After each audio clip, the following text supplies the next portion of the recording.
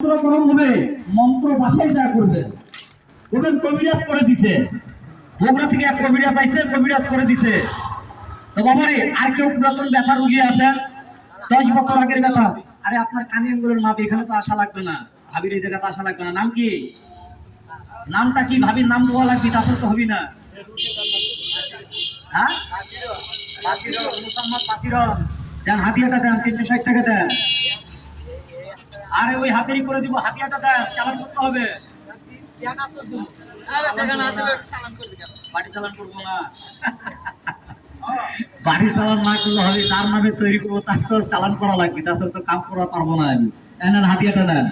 কি নাম? শাকিরন, বাসিরন, মুহাম্মদ বাসিরন। রাজু বুঝাইতে পারে মুহাম্মদ বাসিরন। আল্লাহ তোমার তরফ থেকে কেউ না খালি মুহাম্মদ বাসিরন, আল্লাহ তোমার তরফ থেকে কেউ না খালি আছে দোয়া থেকে বিশ্বের রহমত আল্লাহ করো।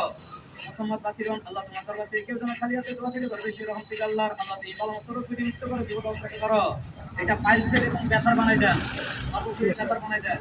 বাবারে দুই কারো অ্যাজমা শ্বাসকষ্ট থেকে মাটির নিচে কবর দিবে, এনাল তো দূরের কথা, রাস্তার মাঝখানে ফেলাই দিবেন, এনেন আর কোনোদিন ব্যবহার করা লাগবে না। আর যদি কারো বের করার রুগী থেকে ওইটা থাকলে উপকার আছে, শরীর বন্ধ মৃত্যুর আক্রান্ত কেউ ক্ষতি করবার পারবে না, এমন একটা জিনিস। হ্যাঁ, আপনার পাইলস ভালো হয়ে গেছে, ব্যথা ভালো হয়ে গেছে, কিন্তু এই মালটা যদি হাতে থাকে কেউ কোনোদিন ক্ষতি করবার পারবে না। এই হলো মেন জিনিস, কারণ শরীরটা একবার জাপ করে দিয়ে কেউ কোনোদিন ক্ষতি না করতে পারে। কথা বুঝতে পারছেন?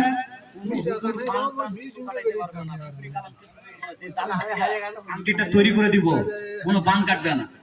এই জিনিস হাতে থাকা পর্যন্ত নিশিরাইতে হাটে যাবেন, কোনো শত্রু আপনাকে দমন করতে পারবে না। এই জন্য আটটা তো আর ন্যাংটা আংটি ব্যবহার করে মানুষ। কথা বুঝতে পারছেন? বাবারে এখানে আর কেউ পুরাতন ব্যথা রোগী আছে, এটা যদি কেউ সুস্থ শরীরে ব্যবহার করে তার মৃত্যুর আক্রান্ত আল্লাহর রহমতে ওই ব্যতিগুলো দেখা দিবে না। পুরুষ মানুষ যদি ব্যবহার করে ওই ব্যতিগুলো আল্লাহর রহমতে আপনার দেখা দিবে না।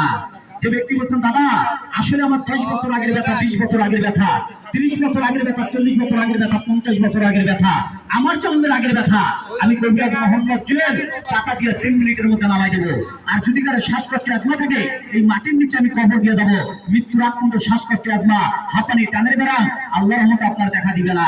আর যদি কারো গুটির ব্যারাম থাকে, রক্ত কাটে, লেলপা কাটে, পায়খানা রাস্তা দিয়ে মাংসের মতো বের আসে, জানাতে মারতে দিবেন, সর্বশরীর থেকে রসটা নামবে, রক্ত কাটা বন্ধ হবে, মাংসের মতো আজকে থেকে যাওয়া বন্ধ হবে।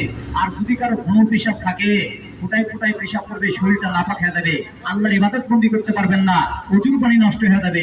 শরীরে যদি পেশাব করে, এক ফোঁটা পেশাব করে আপনি ঘুমায় থাকলেন, আপনার মৃত্যুবরণ হলো, আপনাকে গোসল করাবে একবার, পার পরিবার তো কেউ জানবে না যে আপনার শরীরটা নাপাক হয়ে আছে। আপনাকে গোসল করাইতে হবে 2 বার, নাপাকির একবার, সুস্থ শরীরের একবার। মৃত্যুর আগে যদি কেউ ভালোভাবে মারা যায় তার গোসল একবার, নাপাকি অবস্থায় যদি কেউ মারা যায় তার গোসল করতে হবে 2 বার। কি কথা খারাপ হয়েছে কাকা? বাবারে এখানে আর কেউ পুরাতন ব্যথা রোগী আছেন? এই জন্য বাবারে ঘন পেশাব খুব সিরিয়াস জিনিস, এটা খুব খারাপ জিনিস।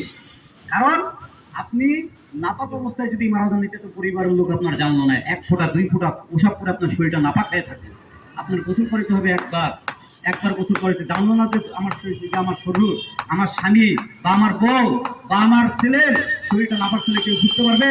মরা মানুষ কথা কইতে পারে? কথা কইতে পারবে না। এই জন্য মৃত্যুর আগে ঘন পেশাবকে কন্ট্রোল করতে হবে। ঘন পেশাব হলে আল্লাহর ইবাদত বন্দি করতে পারবেন না। ঘন পেশাব হলে অল টাইম প্রচুর পানি আপনার নষ্ট হয়ে যাবে, নাপাক অবস্থায় থাকতে হবে। এই জন্য ঘন পেশাবটাকে কন্ট্রোল করবে। বাবারে এখানে আরেকটু যখন ব্যথা রোগী আছে, আরবি ভাষায় একটা কথা বলে, ইন্নামাই সিরিউসরা, কষ্টের পরে আছে সুখ, দুঃখের পরে আছে সুখ। যেটা দিয়ে কষ্ট হবে সেটা দিয়ে আপনি সুখ লাভ করবেন, যেটা দিয়ে আপনার যন্ত্রণা হবে সেটা দিয়ে আপনার রোগ নিরাময় হবে। তো বাবারে এখানে আর কেউ পুরাতন ব্যথা রোগী আছেন, যে ব্যক্তি বলছেন দাদা আমার পুরাতন ব্যথা, পুরাতন আমাশয়, গুটির ব্যারাম, রক্ত কাটে,